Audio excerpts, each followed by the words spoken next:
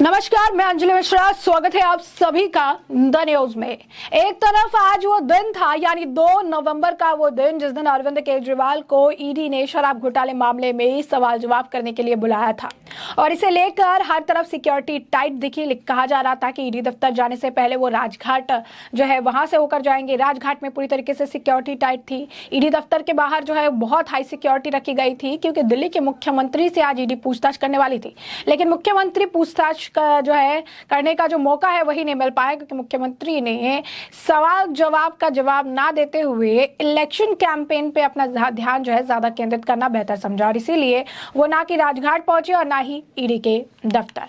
वहीं दूसरी तरफ आपको बता दें कि एक तरफ तो अरविंद केजरीवाल जी के सवाल जवाब करने के लिए ईडी ने बुलाया, अरविंद केजरीवाल जी आए नहीं। दूसरी तरफ अरविंद केजरीवाल के एक और करीबी मंत्री के 9 ठिकानों पर ईडी ने ताबड़तोड़ जो है छापेमारी की। तो आप समझ सकते हैं कि आम आदमी पार्टी के लिए ये दौर जो है मुश्किलों भरा दौर इस वक्त जो है देखने के लिए मिल रहा है। तो दिल्ली सरकार के समाज कल्याण मंत्री राजकुमार आनंद के सिविल लाइन स्थित सरकारी आवास पर ईडी ने छापा मारा है। हालांकि अभी तक ये साफ जो है नहीं हो रहा है कि आखिर किस मामले में ईडी की टीम राजकुमार आनंद के घर पहुंची हुई है। जरा आप तस्वीरें देखिए कि किस तरीके से जो है छापेमारी का जो पूरा कार्यक्रम है। बाहर आप देख सकते हैं सिक्योरिटी गार्ड्स वगैरह जो है पूरी तरीके से जो सिक्योरिटी है वो बढ़ाई गई है।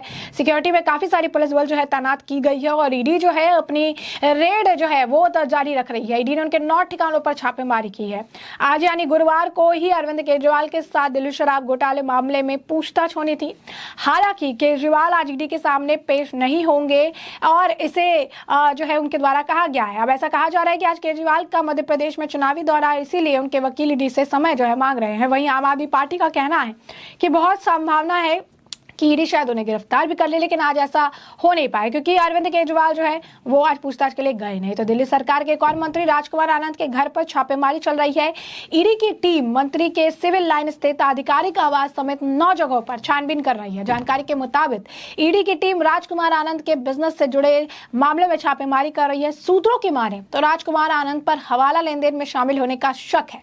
इस छापेमारी को सीमा शुल्क मामले से भी जोड़कर दिया जा रहा है। थोड़ा सा आप ये भी जान लीजिए कि राजकुमार आनंद कौन है। तो राजकुमार आनंद जो है वो साल 2020 में जो है वो पहली बार आप कहिए कि आम आदमी पार्टी का हिस्सा बने थे। वो पहली बार जो है पटेल नगर सीट से विधायक बने थे। इससे पहले उनकी पत्नी वीना आनंद भी इसी विधानसभा क्षेत्र से विधायक रह चुकी हैं। दिल्ली सरकार के पूर्व मंत्री राजेंद्र पाल गौतम की जगह राजकुमार आनंद को कैबिनेट में शामिल किया गया था। बता दें कि बौद्ध सम्मेलन के कार्यक्रम में हिंदू देवी देवताओं पर अभद्र टिप्पणी की गई थी, जहां राजेंद्र पाल गौतम भी मौजूद थे। इसके बाद काफी बवाल हुआ था और राजेंद्र गौतम को कैबिनेट से इस्तीफा देना पड़ा था। अब इस पर प्रतिक्रिया देते हुए बीजेपी नेता हरीश खुराना ने क्या कुछ कहा है, जरा सुनिए। ईडी ने आम आदमी पार्टी के मंत्री राजकुमार आनंद के यहाँ पे रेड डालकर कुछ चीजें की छानबीन करी है। हम तो शुरू से कहते आ रहे हैं कि न सिर्फ अरविंद केजरीवाल बल्कि इनकी पूरी कैबिनेट कहीं ना कहीं कुछ कर्म कांडों में, घोटालों में बिजी है और स्लिप पाई जाती है। ईडी ने अपनी कार्रवाई करी है, कानून के तहत कार्रवाई हो रही है। जो खबर लगी है कि हवाला का मैटर है, कस्टम का मैटर है, तमाम दस्तावेज कहीं ना कहीं सीज किए गए थे, उसके तहत आज ईडी ने उनके यहाँ रेड करी है। कानून अपना काम कर रहा है, लेकिन अभी थोड़ी देर के अंदर जो लगता है एक सीरीज शुरू हो जाएगी आम आदमी पार्टी के द्वारा। जी हमारे खिलाफ तो एक साजिश हो रही है, वेंडेटा पॉलिटिक्स हो रही है, हम तो बेचारे हैं जी। ये सब चीजें भी बाहर आने वाली है, लेकिन उनको समझना होगा कानून के तहत कार्रवाई हो रही है, कानून अपना काम कर रहा है। अगर आपने कुछ नहीं किया तो आपको डरने की जरूरत नहीं होती, लेकिन हाँ आपने करा है तो डरना वाजिब है। लेकिन आप सब लोगों की बौखलाहट, चाहे वो अरविंद केजरीवाल के मामले में हो, चाहे अब वो राजकुमार आनंद के मामले में हो, आप सबकी यही चीजें दिखाती हैं कि आप लोग भ्रष्टाचार में पूरी की पूरी सरकार संलिप्त है। और आज जो कार्रवाई राजकुमार आनंद के तहत हुई है उसके खिलाफ हुई है, वो कानून के तहत हुई है। कानून को अपना काम करने दीजिए। कस्टम का मामला है, हवाला का मामला है, जो कुछ होगा सब कुछ सामने आ जाएगा। जैसा कि आपने सुना, हरीश खुराना जी कह रही हैं कि सिर्फ अरविंद केजरीवाल ही नहीं बल्कि उनकी पूरी कैबिनेट घोटाले में व्यस्त है। ईडी ने कानून के तहत कार्रवाई की है। रिपोर्ट के मुताबिक यह हवाला और कस्टम का मामला है और कुछ दस्तावेज जो है जब्त किए गए हैं। इसी आधार पर ईडी ने कार्रवाई की है। आज छापेमारी की है। कुछ देर में आपकी तरफ से सिलसिला शुरू हो जाएगा कि यह एक साजिश और बदले की राजनीति है। हम पीड़ित हैं, उन्हें समझना होगा कि कार्रवाई कानून के मुताबिक है। अगर आपको डरने की जरूरत नहीं है, कुछ भी गलत नहीं किया, यदि आप भ्रष्ट हैं तो आपको डर वाजिब है। घबराहट से पता चलता है कि पूरी सरकार भ्रष्ट है। वहीं इस मामले पर बीजेपी नेता आरपी सिंह की भी प्रतिक्रिया है। क्या कह रहे हैं आरपी सिंह, जरा सुनिए। कई सारी कड़ियां जो जोड़ने की जरूरत लगता है मुझे ईडी को है। विजय नायर के जो बयान है, जहां दिनेश अरोड़ा जो अप्रूवर है उसके बयान है, जो सरकारी कर्मचारियों के बयान है, और जिस प्रकार से ईडी ने पिछली बार 380 करोड़ रुपए की मनी ट्रेल की बात रखी है, तो उन सब कड़ियों को जोड़ने की जरूरत है। क्योंकि अरविंद केजरीवाल प्रदेश के मुख्यमंत्री भी हैं और आम आदमी पार्टी के संयोजक भी हैं। अब ऐसा भी जानकारी आती है कि वो जो पैसे इससे गुराए गए, इस सारे मामले से जो पैसे इकट्ठे किए गए वो चुनाव में खर्च हुए और आम आदमी पार्टी ने खर्च किए, और वह पैसा दिल्ली से गुजरात, पंजाब, गोवा, उन सब राज्यों में भेजा गया। तो सारी की जानकारी के लिए मुझे लगता है कि केजरीवाल को बुलाया गया होगा और उससे जानकारी इकट्ठी की जाएगी। सर, लगातार आम आदमी पार्टी काम कर रही है। देखिए, असल में क्या कि उन्होंने दिल्ली अपनी जेब में डाली, भ्रष्टाचार की जेब में डाल दी, और लगातार जिस प्रकार से निरंतर भ्रष्टाचार के मामले आए हैं, वो लिकर स्कैम हो, वो बसों का घोटाला हो, जल बोर्ड में घोटाले हो, तो निरंतर स्कैम करते आए हैं। अब उनकी जानकारी अगर ईडी के पास है और ईडी उसकी जांच करना चाहती है तो उनको सहयोग करना चाहिए बनस्पत की विरोध करने के, और उनके पास अन्यथा तथ्य था कोर्ट में जाकर मामला क्वैश कराना चाहिए। कोर्ट में बेल की कोशिश कर ली 6 बार, कोर्ट ने 6 बार रिजेक्ट कर दी बेल। जानकारी आ रही है कि कस्टम का मामला है और मनी लॉन्ड्रिंग का मामला है। वो जब रेड पूरी हो जाएगी तो जब ईडी अपना बयान दी उससे जांच पता लग जाएगी। परंतु जो प्रिलिमिनरी जानकारी मेरे पास भी आई है उसमें कि कुछ कस्टम और कुछ मनी लॉन्ड्रिंग के मामले में उसकी यहाँ रेड हो रही है। तो जैसा कि आपने सुना कि आरपी सिंह का भी यही कहना है कि भ्रष्टाचार में जो है ये सारे लिप्त हैं और सवालों का जवाब तो देना ही पड़ेगा। वहीं इस मामले पर बीजेपी के नेता शहजाद पूनावाला ने भी अपनी प्रतिक्रिया जाहिर की और कहा कि आम आदमी पार्टी को यह समझना होगा कि आज धरना और नौटंकी का समय नहीं है। आज अपनी जिम्मेदारियों को पूरा करने का जो ये समय है, और उन्होंने आगे कहा कि आज अपनी जिम्मेदारियों को पूरा करने का समय है, जिसका मतलब है कि आप जाइए और एजेंसियों को जवाब दे और पीड़ित होने का कार्ड ना खेले। और क्या कुछ कह रहे हैं शहजाद पूनावाला, जरा सुनिए। आम आदमी पार्टी और केजरीवाल जी को समझना चाहिए कि आज धरने और ड्रामे का समय नहीं है। आज अपने दायित्व को निभाने का समय है, जांच में हिस्सा बनने का समय है, विक्टिमहुड कार्ड नहीं भ्रष्टाचार का रिपोर्ट कार्ड देने का समय है। और जो पार्टी का जन्म इंडिया अगेंस्ट करप्शन के नाम पर हुआ, आज वो पार्टी आईएसी से हटकर जेएफसी बन चुकी है। जस्टिफिकेशन फॉर करप्शन हो रहा है। मतलब सोचिए कि जो लोग कहते थे पहले इस्तीफा फिर जांच, आज जब सुप्रीम कोर्ट राहत नहीं देता, हाई कोर्ट, लोअर कोर्ट राहत नहीं देता, करप्शन के प्रमाण सामने आ चुके हैं, तो कभी अपने आप को कट्टर ईमानदार कहते हैं, कभी विक्टिमहुड कार्ड खेलते हैं और फिर शक्ति प्रदर्शन करते हैं। ये शक्ति प्रदर्शन का नहीं, ये भ्रष्टाचार का भक्ति प्रदर्शन कर रहे हैं आप। और बताइए कि क्या lower court, high court, supreme court Manish Sisodia, Sanjay Singh, Vijay Nair को राहत नहीं देता तो कोर्ट विद्वेष की भावना से काम कर रहा है, वेंडेटा पॉलिटिक्स कर रहा है।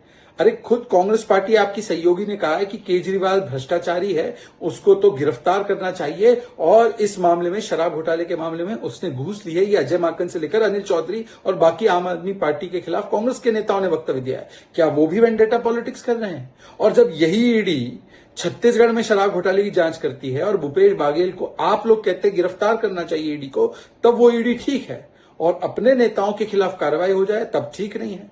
कोर्ट के आदेश आ जाए, 338 करोड़ का मनी ट्रेल मिल जाए, किस प्रकार से आपने भ्रष्टाचार किया उसके प्रमाण मिल जाए, कोर्ट राहत देने से मना करे, तो कोर्ट विद्वेष कर रहा है, आपके खिलाफ जो है वेंडेटा हो रहा है।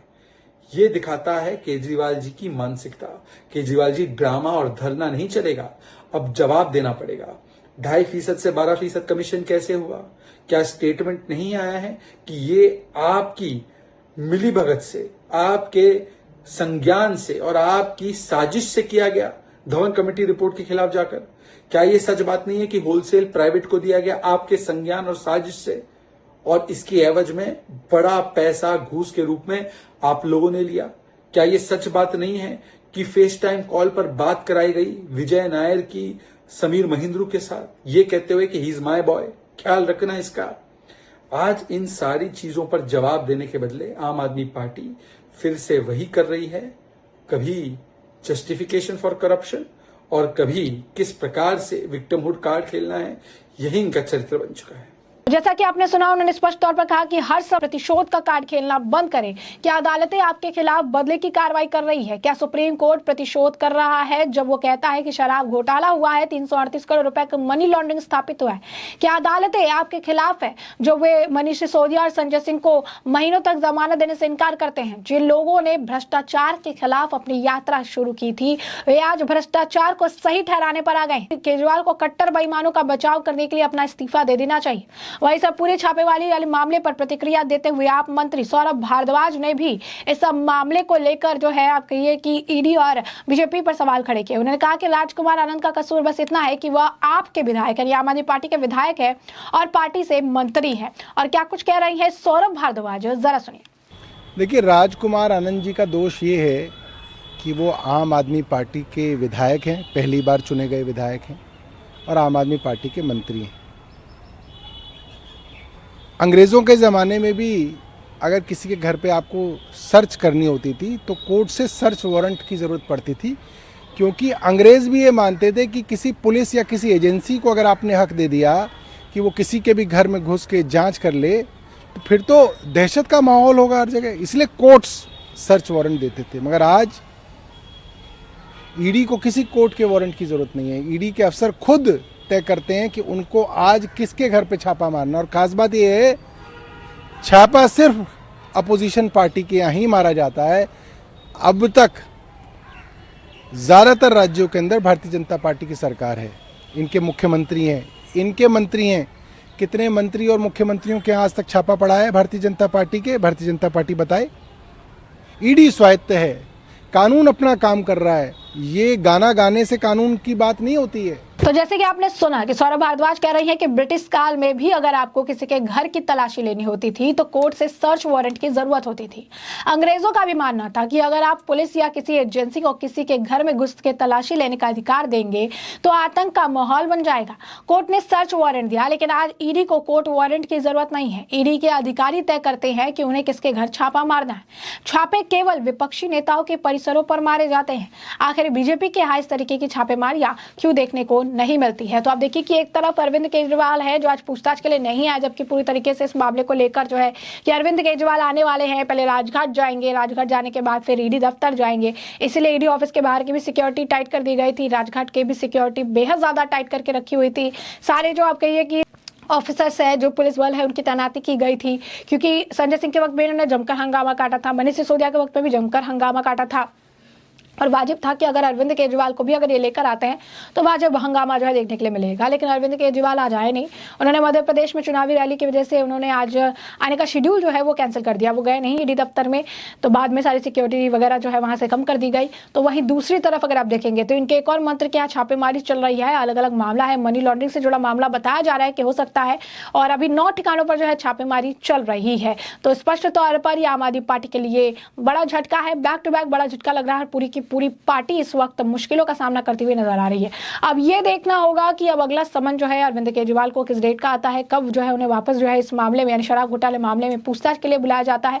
और दूसरी तरफ जो इनके मंत्री है राजकुमार आनंद, अब उनको लेकर जो है उनकी छापेमारी उनके यहाँ चल रही है, तो उसको लेकर क्या कुछ अपडेट निकल कर सामने आएगा उससे हम आपको अपडेट रखेंगे।